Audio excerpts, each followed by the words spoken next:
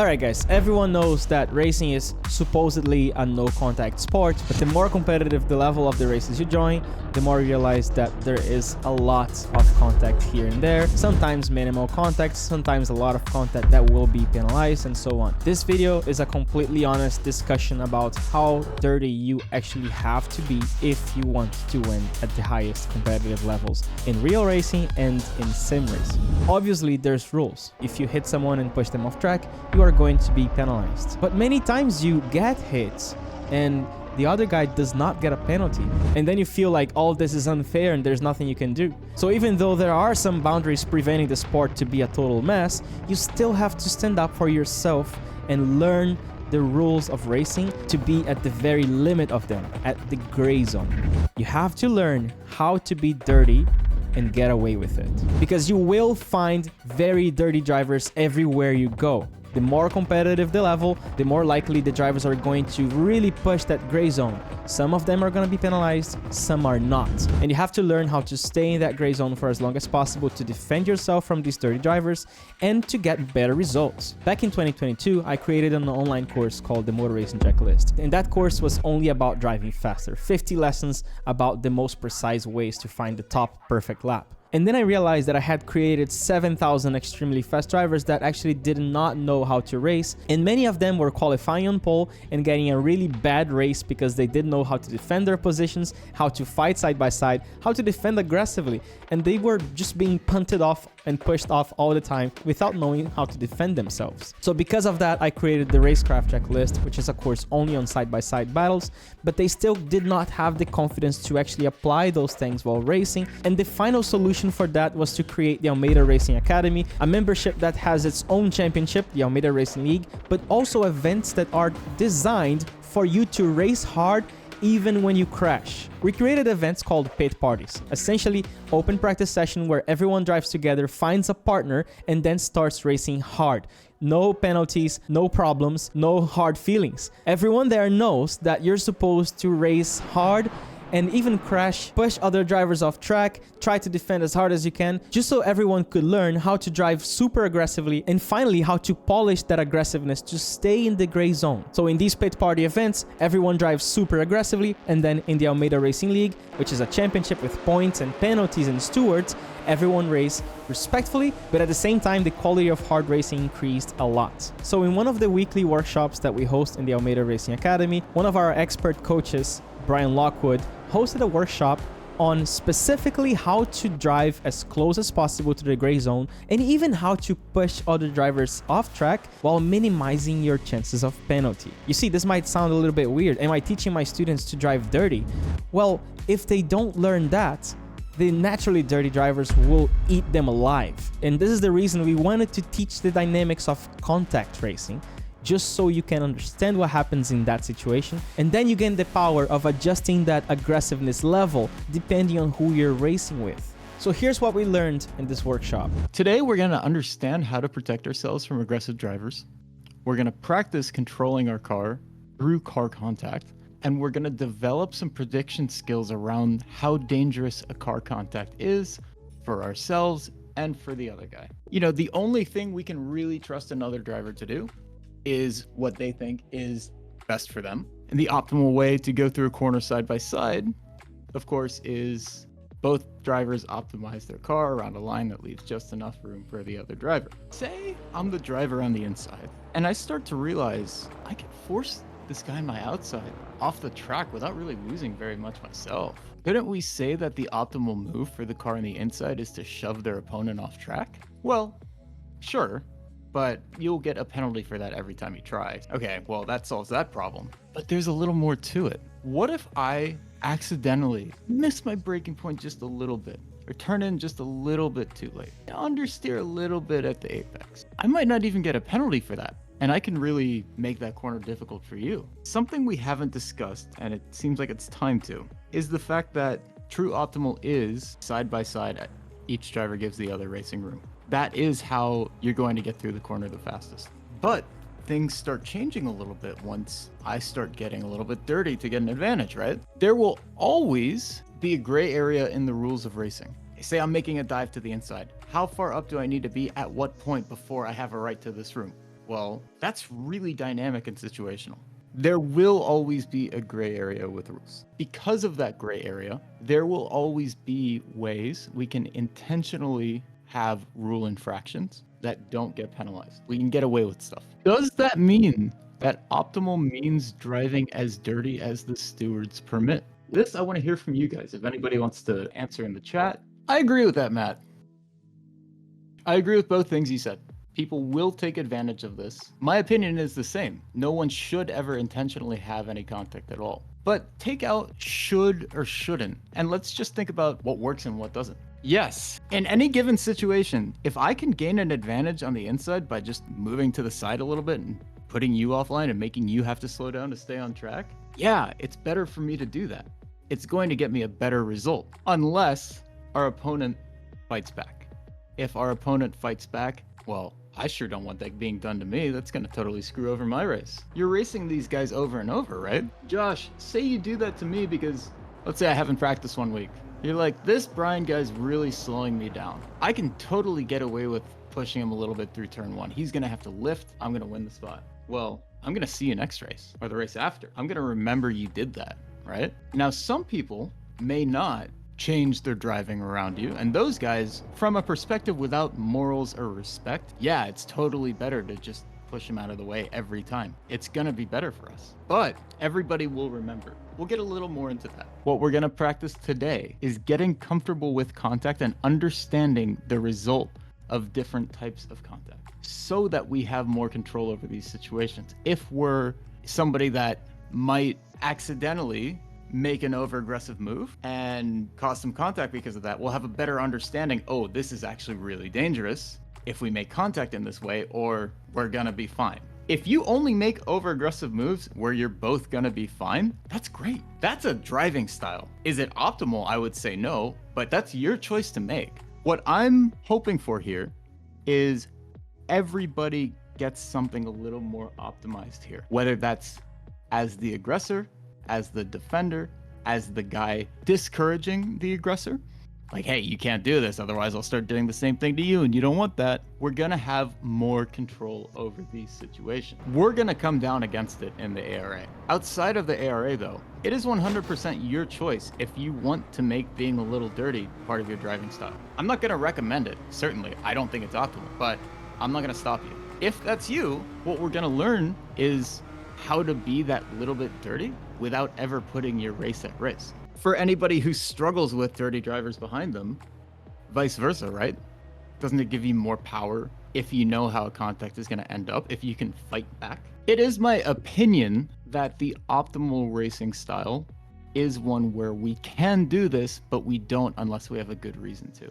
But when we have a good reason to, we do it very intentionally. So, let's go ahead and join the on-track exercises. This is going to be the first exercise. We're going to find a partner on track, and we're going to run the side-by-side optimization exercise. And for this, it is going to be very, very important that especially the car on the outside is not giving any more than 1.5 lanes of room to the car on the inside, preferably even less. We're going to play a game here. The game being who can stay in the middle, who ends in the middle at the end of the straight into the next braking zone. For the following car, the lead car is taking the middle and trying to hold it. Following car, your job is to physically push the car in front off of the middle line. Take it for yourself without wrecking him. So let's do that for a few laps. A couple quick recommendations. Big momentum change means big impact. So making sure we're matching momentum before initiating this contact is going to be important. We want to gently touch them. If we have a really big impact, we're very likely to wreck. So start gentle and then see where you should or could get more aggressive. If you guys are ready to get started,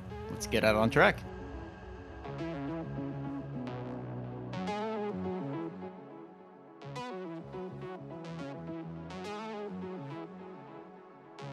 Nice job, Mike and Kevin.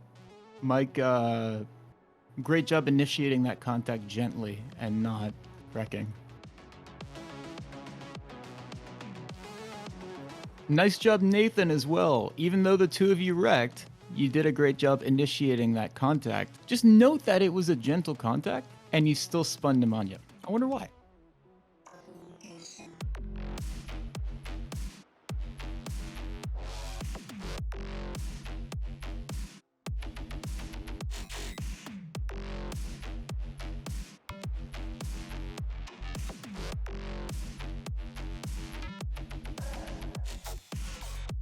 Really nice job, Mike and Kevin. Again, you guys are getting very, very physical and keeping it straight. I'd like to hear from you.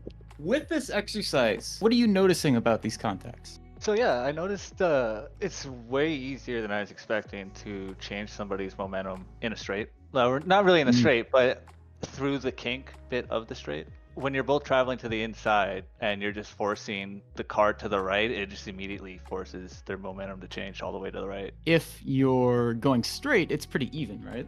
Yeah. How can you use that in other scenarios? How can you use that understanding? You can crowd somebody either off the track or make sure that you have enough room going into a corner if you want to be defensive with it. Hey, Kevin, welcome. Hey, Brian. I was fighting with Mike the whole time there, and it was you guys definitely were fighting. Yeah, that was fun actually. You gotta back off before you get into the braking zone, because if you're still doing that when you're braking, then for sure you're gonna be spinning. So it's a lot easier than I thought. I don't have a lot of contacts pretty much ever in these cars, or haven't. It's really not that hard to just push someone out of the way. I previously thought that it was easier to spin the cars. It's obviously very easy to spin the car like somebody else, but like when you're directly side by side, it doesn't just like happen. It's a bit easier to stay control and just push the other guy out of the way. I'm definitely gonna do that now. So Cool. Use wisely, right? But yeah. Lots of catastrophic contact. Okay, yeah, thanks, Andrew. Okay, sometimes it's really easy to make contact and survive. And I'm really glad that you're feeling that, because I think a lot of the group is a little bit scared of contact right now. I mean, I was before this. Like, I felt like these cars, like, they're floaty feeling. So, like, I felt like that would translate to the contact. Feels like it happens quick, but it's usually because someone is pushing on your rear quarter. It's like you're always going to spin there. In Right. When the contact starts being more front to rear, that's very dangerous. But when it's like fully side to side, you can actually get away with a lot. I will say this, guys. If you guys use this on me specifically, I won't penalize you for it, but I will take it as okay, it's on, and do it back to you. If you want to experiment at all with when it makes sense to do it and when not to, use me as your, guinea pig. That being said, again, remember, in the league, the baseline is that respectful, both are optimized. I feel like I'm not saying that enough, so I wanted to say it one more time. This is a tool to be used wisely, right? And how you use it is up to you. Just know that if you're instigating with this, we're going to come down on it in the league. Let's go ahead to the second part of this exercise. Now, the outside car will continue to optimize, regardless of, we're about to make contact. Let the contact happen. Inside car, your job is to intentionally create some side-by-side contact that does not push the other car off track. So we want enough contact that means you win the corner, right? They're pushed off their line a little bit, but they don't fully go off track. This is going to be much harder for the car on the inside because, okay, if I just told you, yeah, hit the guy, super easy, right? You can do that every time. But what I'm suggesting, you got to hit him without crashing him. I'll give you a tip. If you've been struggling to hit somebody without taking them out, you're likely not far enough alongside. All right. This will be easier to do the closer you are to the car on the outside in straight line braking, because that means the momentum will be more matched, right?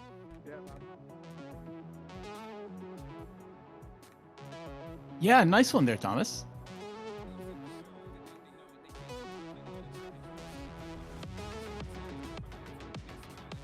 Yeah, Matt, that was excellent. You kind of optimized your line while just making it a little wider than it had to be. By the way, Sweater here.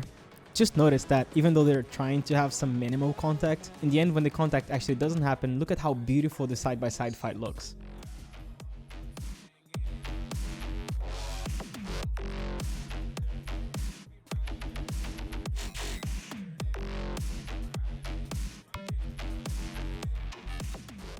How are we feeling? Did this game of creating contact that moves them without crashing them, was this harder or easier than anybody expected? The consequences are a lot higher if you don't do it well, yes. Are you guys starting to get a feel for the conditions required to do it well? When you make the contact in the wrong way, sometimes the other guy just spins and you keep going like nothing happened, right?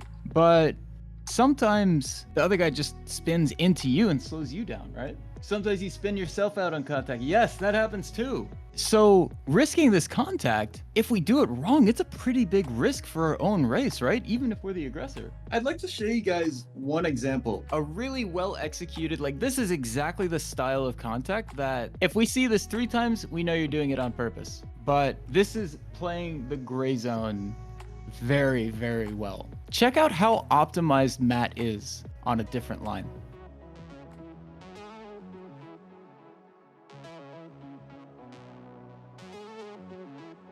And look at how much consequence that had for Thomas. So let's look at that from both cockpits.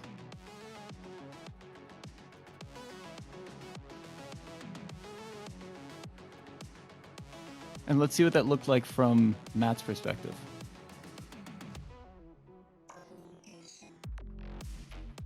Doesn't it look like he's just driving? So Thomas and Matt, just so you know, got my eyes on y'all. You're a little too good at this. You know what I mean? Oops. That's the best way to do this, guys. There's another one between these two. Here, I think it was here. Yeah, look at that. From Matt's perspective, it's a tiny shove, right? But it is a shove. And from Thomas's perspective, oh no, I just carried a little too much in. But the conditions were set so that the contact would be quite light, right? If Thomas did the same thing on a car that was half a car length ahead, that outcome would be extremely different. Josh, there's a reason I'm teaching you this. There's a reason I'm teaching everybody this. Like I said, in the ARA, this isn't acceptable. Like if I see either of these moves in one of our league races, look, we're gonna be looking for this. I wanna make that very clear. All the coaches are in the same boat. We are not okay with this. But you can't always rely on stewards to enforce driving standards, especially around yourself. Kind of like you can't rely on a teacher to stop a bully from being a bully. Because look, if somebody bullies you around and then you just release the brake on a braking zone, that looks really bad. You can have the same effect by doing something like this, making it very clear to the other guy, hey, I'm not gonna let you do that. Don't even start. And get away with it, right? Really clean side-by-side racing is the best. And that's always the starting point. If it's not your starting point, we're gonna have problems in the ARA. I can't say it enough times. We will be coming down on this if this is your typical driving style against people who don't do it to you. And honestly, we might come down a little bit. Even if somebody else did it to you first, if you do it in response, you might still get a penalty, but you're letting them know, hey, don't do it. Remember one thing, each motorsports series, official series in iRacing or different simulators will have specific rules. In Formula 1, the rules are going to be different to NASCAR, they are going to be different to GT, that are going to be different to your local league that you're participating. So make sure you're on top of the rules and make your adjustments based on those rules first. This was just a snippet of what we do weekly with the workshops with Brian Lockwood and all the events that we host every week at the Almeida Racing Academy. If you want to participate in these races, paid parties, events, and workshops, and a lot more that we offer, there's a link in the description for the membership. I hope you enjoyed this video, and I'll see you there. If you're a race car driver, you already know, doing blind laps without thinking about technique creates bad habits that are actually harder to break. The Motor Racing Checklist is an online course made to fix that. You will learn what actually makes you fast with a method that helped thousands of drivers reach a professional driving technique. It's simple, effective, and built on years of coaching experience with thousands of students. And if you don't improve in 28 days, you get your money back. You can join now, access our Discord, and start getting better today. We have thousands of student reviews there. See ya.